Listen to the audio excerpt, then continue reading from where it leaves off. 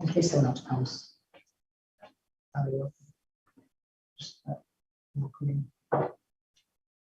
Okay, now are we ready to go?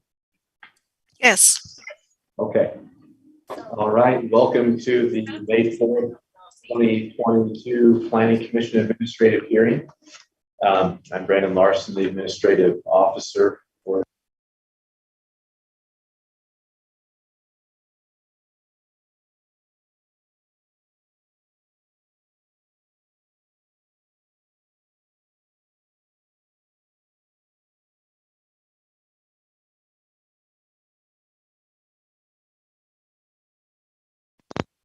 maybe the technical difficulty there.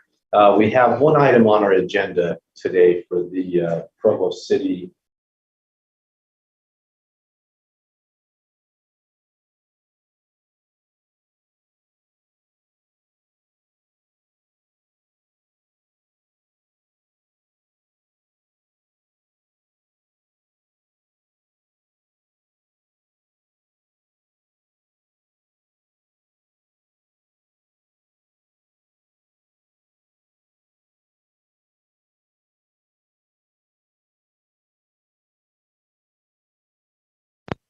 That's okay. Okay. There we go. Now, Sounds like a can you Star hear Wars. us? Sounds like a Star Wars place. Yes, I can hear you now. Okay, It was thank you. unplugged. Let me just start from the top. Sorry about that. Welcome to the May 4th, 2022 Provo City Planning Commission Administrative Hearing. I'm Brandon Larson, the Administrative Officer for this meeting. We have one item on our agenda for this meeting. It's Lisa Boyce requests a conditional use permit for family group daycare with up to 12 children located at 4540 Brookshire Drive in the Sherwood Hills neighborhood. I'm going to turn it over to Javin Weaver, member of staff, to present this item to us. Thanks. So to get you familiar with where this location is, the subject location is highlighted in red. This is Fletcher Drive going around. This is Redfield Lane, and then it curves and becomes Brookshire Drive. Lisa Boyce initially applied for a home occupation permit for this use, and with that, the code only allows for up to 6 children. Now, if you want to have additional children up to 12, that triggers it as a major home occupation, and the process to go through that is a conditional use permit.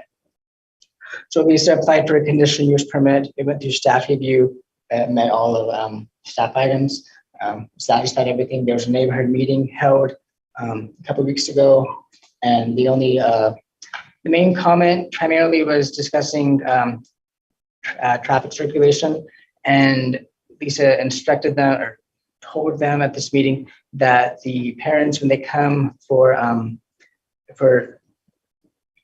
speech school, that they will come kind of in a one-way fashion on Redford, come and drop them off in front of the house right up here, and then they'll go back into this gated area in the backyard where it takes place in the backyard and also in her basement.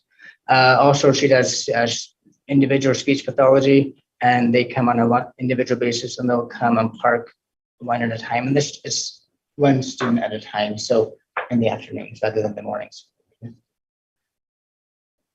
All right, is that it? Yeah. Yes. Okay, great. Lisa, applicant will ask if she has any further comments or anything to add. I don't. Is the daycare like an umbrella name of it? Like it falls under that Yes, category? yes. Okay, because I'm like, Just how the category I'm not really works. providing daycare. Okay. Just how the category Okay. works within the I minor, see. within the home occupation. Okay. Several people have come up and asked me, and I'm like, no, Yeah. actually, okay. Talk All a little right. bit about the parking. I would definitely. So some of my kids who have disabilities with speech and language work on their goals in this group setting with their friends, so that they're kind of doing the therapy work in a natural play setting. And so the idea would be that I have two that says staff, but they're really like college students that are just interns right now that help me out. And they would come to the gate. There's a gate right here, come to the cars, and just the kids bring them in off so that nobody stays for very long. And actually parents don't ever all arrive at the same time. Does that make sense really? Because people are early and people are definitely late. And so the only time that there's a parking where cars are staying there is like, you know, at the end, a couple times a year, if we were to say all the parents come in for this last 30 minutes of the day. Right. And so that when we've done that, then we've cleared the driveway, which would put 6 cars. And then there, you know, our lot goes down and we've asked people to make sure they're all the way off the road to the right, because the concern brought up that was really valid from the neighbor that was there talking to me was, you know, if a parent doesn't pull all the way over, that's a private street. And if they don't pull all the way over and then they open their door and then they're talking to one of the other moms, like that road is blocked. And so I just would reiterate to them, it would be in the documentation as well as in like the monthly email. Please be sure your car is to the side. If you have to get out for any reason, because parents don't usually even get out of their cars, you know, your door needs to be closed immediately and please come over. And that's a safety issue as much as anything. I mean, you know, like I have liability insurance, but also I don't want kids going out around that street side of a car ever to get in or out of a car. Right. So that's when the parking would be an issue. Really would be when the parents come to stay for a little open house thing or something like that. Has Javin, I'm sure you've seen a copy of the staff report. Are you aware of the condition of approval? Or I think so, yeah. Just having an active occupation. Yes. we have a form in the event that this is approved. We have a form for you to sign, Okay. to agreeing to abide by that condition. And that one condition is a business license applied for. Yes, and I gave her the documentation. So that's something you. I have it. I've had it for years, yeah. So it sounds like she's willing to abide by the condition. But if you have questions, Yeah. Do you bring them have, up. okay, I don't know how it works, sorry. Do you have anything else that you want No, to add? Okay. No. Now, should we open it up to the public? Should we open up the public hearing? We do have one member of the public here in the council or in the conference room. Yes.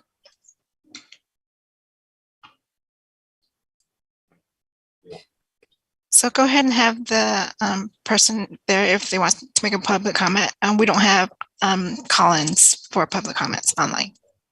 Go ahead. Okay. Yeah, my name is Bruce Chugg. I live Osmond Lane, which is 2 streets away. And I just received the postcard last week. I didn't know about a neighborhood meeting because I probably wasn't close enough to get involved in that or invited. So I think I'm about 100 yards away as a bird flies from their house. So I wanted to come and I guess understand more about what was going on and talk about this. I am concerned about a business operating in the neighborhood. I moved to this neighborhood 1.5 years ago from another part of Provo because there was businesses and high density housing. And my whole purpose of moving there was to have a quiet area. I had a great house. That's not why I moved. I just wanted more privacy and more quiet. And I was not expecting a business to, where I live, I can't even get pizza delivered. That's kind of the that's kind of the goal. Yeah. And I'm okay with that because the trade-off is it's a very quiet neighborhood. And so I saw this postcard is talking about up to 12 children, which, obviously when it snows in May, most of that's going to be inside, right? In Provo, we don't have a lot of stuff going on outside. But that seems to me like a legitimate, full-fledged business, not part-time doing some work with a few people, but up to 12 just seems a little beyond what I would expect. It could be noise, it could be traffic, it could be a combination of those things, but I don't know the codes. I've heard a little bit here about this is maybe an increase. Is that right? From what it was before? Number of people? So a minor home occupation, they can have up to 6 children already. Okay. If they want to have more than that, we have a limit, we have cap it up at 12. Okay. And that's good to know, but at 6 to 12 is a big difference. Yeah. And it doesn't matter how big the lot is. It's just, in my opinion, just create a business location in a neighborhood. And, in the short term, that again, create traffic, create noise. And I guess to a certain extent, I'm concerned about property values if there's businesses operating in my neighborhood.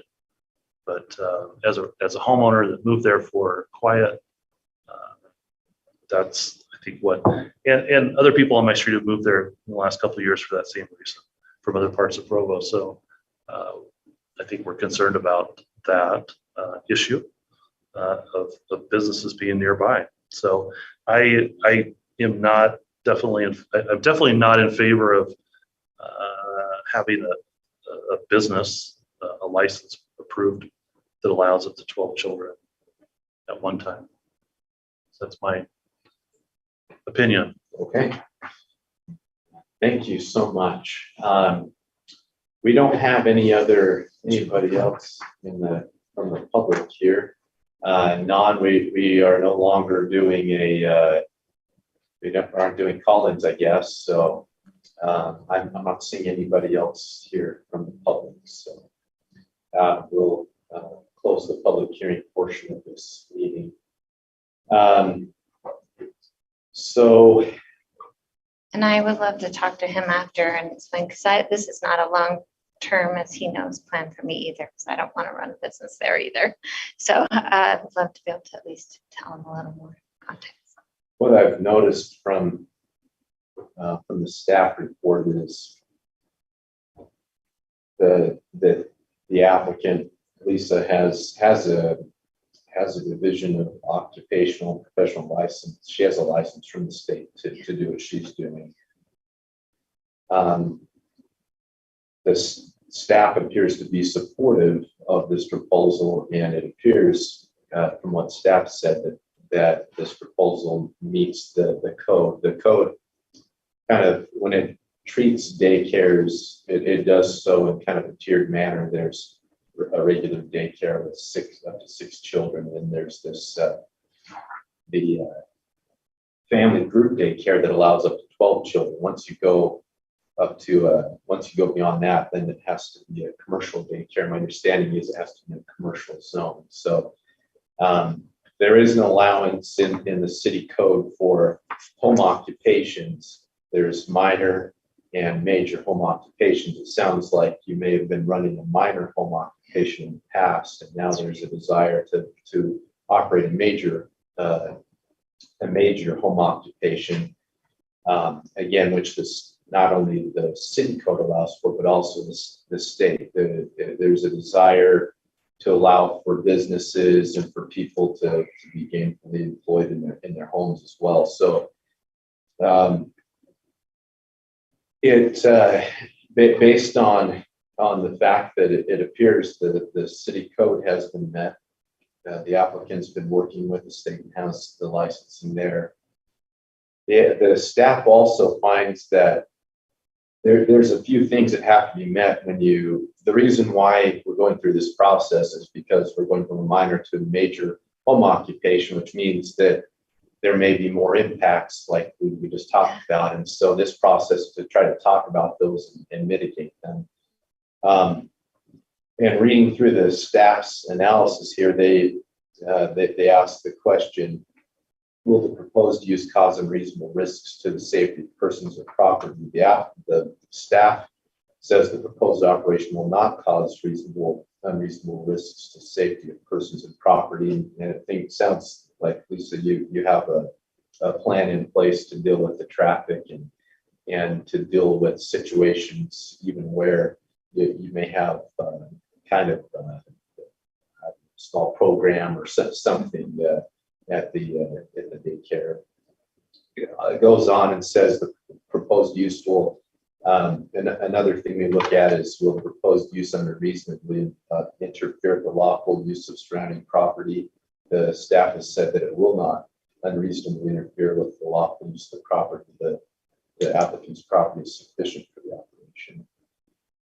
Doesn't look like there's issues with municipal services that need to be upgraded because of this proposal. That was another consideration. And finally, there's a question of whether or not this proposal would be detrimental to the health and safety and general welfare of the citizens, and the staff has said that this doesn't appear to be a major concern for this proposal. Staff does note that the operation will be kept within the rear yard and basement of the subject property, so it looks like the safety of children is duly considered. We don't have any type of analysis regarding property values that's been submitted. So we don't have that data. Staff's opinion is that this would have minimal effect on the market value of the properties in the vicinity. Staff's recommendation again is to recommend approval of this proposal, and that's as administrative officer. That's how I will act on this matter, is to act to approve this application with the condition that a business license is applied for and issued.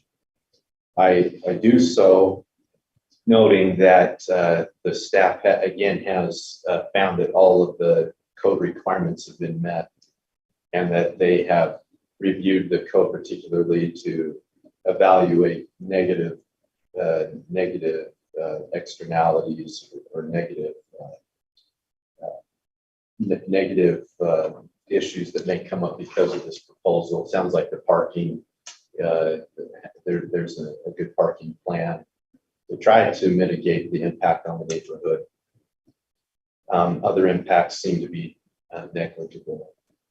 And so again, staff feels like this is in harmony with the city's goal to help facilitate home